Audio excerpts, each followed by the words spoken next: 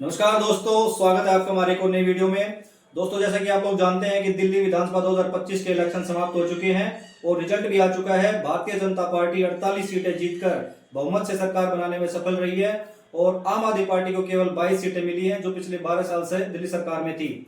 अब सबसे बड़ा जो यक्ष प्रश्न है पूरे देश के सामने, दिल्ली वासियों के सामने, भारतीय जनता पार्टी के सामने, कि मुख्यमंत्री किसको बनाया जाए, सीएम का चेहरा किसको बनाया जाए। मतलब सीएम इनके पास में बनने के लिए बहुत सारे कैंडिडेट हैं, लेकिन ये डिसाइड नहीं कर पा रहे हैं कि भाई, पूरे दिल्ली वासी डिसाइड नहीं कर पा रहे हैं कि किसको सीएम बनाया जाए। बीजेपी और आरएसएस यानी संगठन को मिलकर डिसाइड करना होगा कि किसको मुख्यमंत्री की गद्दी दी जाए। अब जो राजनीति के गलियारे हैं उनमें कयास लगाए जा रहे हैं कि किसी महिला को मुख्यमंत्री बनाया जाएगा, और कई जगह ये कयास लगाए जा रहे हैं कि किसी जाट नेता को या फिर किसी पूर्वांचल वाले बंदे को यहाँ पर नेता बनाया जाएगा।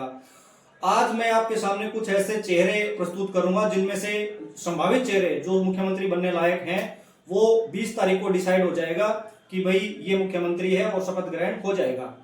अब सबसे पहले जो नाम चल रहा है पूरे दिल्ली की राजनीति में सीएम पद के लिए, वो है प्रवेश वर्मा, क्योंकि वो ऐसी जगह से जीत कर आए हैं जहां से जो भी कैंडिडेट जीतता है वो मुख्यमंत्री बनता है। शीला दीक्षित को हराया था 2013 में अरविंद केजरीवाल मुख्यमंत्री बने थे।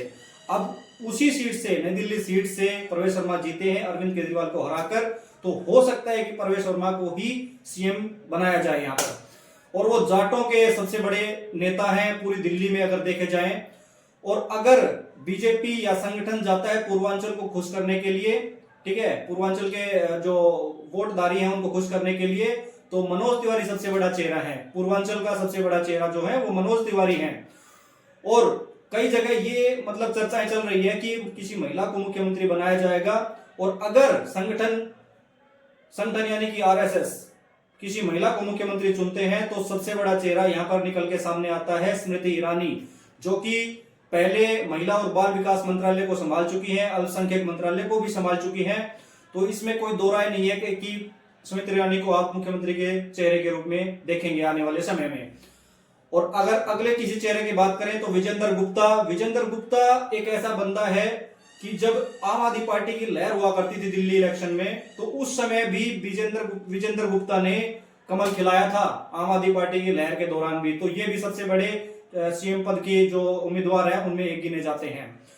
अगला कैंडिडेट अगर मैं आपको बताऊं तो वो है मनजिंदर सिंह सिरसा, जो राजौरी गार्डन से जीत कर आए हैं। क्योंकि दिल्ली में पंजाबी सिख जो लोग हैं वो बहुत सारी तादाद में हैं। अगर उनको खुश करने की तरफ जाती है तो मनजिंदर सिंह सिरसा का नाम भी आगे आ सकता है सीएम पद के लिए। अगला अगर मैं आपके सामने नाम लूं तो वो है वीरेंद्र सचदेवा, जो बीजेपी के वर्तमान में प्रदेश अध्यक्ष हैं। और इनके संगठन में भी पकड़ मजबूत है, यानी कि आरएसएस के बंदे हैं, आरएसएस में पकड़ मजबूत है, तो इनको भी सीएम उम्मीदवार ये भी हैं, सीएम बनाया जा सकता है इनको। अगला अगर नाम मैं लूं तो सतीश उपाध्याय। अगर ब्राह्मणों को खुश करने के लिए जाता है संगठन, तो ये दिल्ली में, पूरी दिल्ली की राजनीति में ब्राह्मण समुदाय का सबसे बड़ा चेहरा है सतीश उपाध्याय।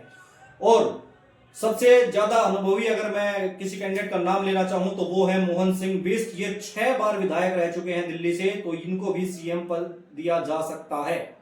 ठीक है, तो अगर मैं थोड़ी देर पहले बात कर रहा था कि किसी महिला को मुख्यमंत्री पद दिया जा सकता है, तो दूसरी महिला का नाम स्मृति ईरानी के बाद मैं लूंगा रेखा गुप्ता का। रेखा गुप्ता एक ऐसी कैंडिडेट चुनकर आई हैं जिनके पास पूरी दिल्ली की राजनीति में महिलाओं में सबसे ज्यादा अनुभव है, दिल्ली की जो लोकल राजनीति है उसमें, तो इनको भी बनाया जा सकता है सीएम। तो अगला जो नाम मैं लेता हूं वो है पवन शर्मा, क्योंकि संगठन में इनकी सबसे बड़ी पकड़ मजबूत है।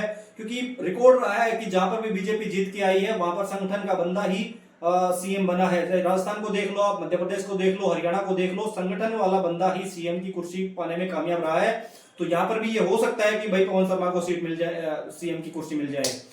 अगला नाम मैं लेना चाहूंगा शिखा राय का, क्योंकि ये जो है आम आदमी पार्टी का जो सबसे कद्दावर नेता थे अरविंद केजरीवाल और मनोज सिसोदिया, उसके बाद में आते हैं सौरभ भारद्वाज को हराकर ये विधायक बनी है। तो इनका नाम भी सीएम की जो लिस्ट है उसमें है, आता है। तो दोस्तों, ये तो होगी पूरे मतलब संभावित नामों की सूची जो सीएम बन सकते हैं। लेकिन मैं अगर पर्सनल मेरे से किसी कोई पूछता है तो मैं बताना चाहूंगा कि रेखा गुप्ता सबसे परफेक्ट उम्मीदवार है अभी सीएम पद के लिए। क्यों? क्योंकि एक तो देखो महिला उम्मीदवार को चुनने की कोशिश करेंगे संगठन वाले भी और बीजेपी वाले भी। तो अगर किसी महिला को अगर सीएम बनाते हैं तो रेखा गुप्ता सबसे अनुभवी चेहरा है, सबसे ज्यादा एक्सपीरियंस यहाँ की राजनीति में रेखा गुप्ता को है। तो मेरी तरफ से नंबर 1 जो सीएम का उम्मीदवार है फिलहाल वो है रेखा गुप्ता। बाकी कल डिसाइड हो जाएगा, यानी 20 तारीख को देखते हैं क्या होता है। धन्यवाद।